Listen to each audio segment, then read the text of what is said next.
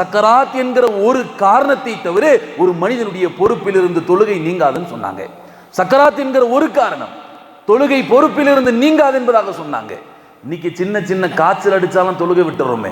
ஒரு தலைவலி தொழுகை விட்டு விடுகிறார், ஒரு வயிற்று வலி தொழுகை விட்டு விடுகிறார். அருமையானவர்களே, தொழுகை ஆரோக்கியமாக இருக்கிற போதும் தொழ வேண்டும். எந்த அளவுக்கு என்று சொன்னால், ஒருத்தனுக்கு கால் இல்லை, கால் இல்லாதவனும் தொழுதாக வேண்டும். ஒருத்தனுக்கு கை இல்லை, எனக்கு கை இல்லை என்று சொல்லி தொழாமல் இருக்க முடியாது, அவனும் தொழுதாக வேண்டும். கண் பார்வை இல்லை, அல்லாஹ் கொடுக்கலே, அவனும் தொழுதாக வேண்டும். எல்லோரும் தொழுதாக வேண்டும்.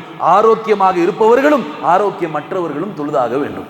அருமையானவர்களே, தொழுகை யாருடைய பொறுப்பில் இருந்தும் நீங்காது, யாருடைய கடமையிலிருந்தும் நீங்காது, சக்கராத் என்கிற ஒரு காரணத்தை தவிர என்பதாக சொன்னாங்க.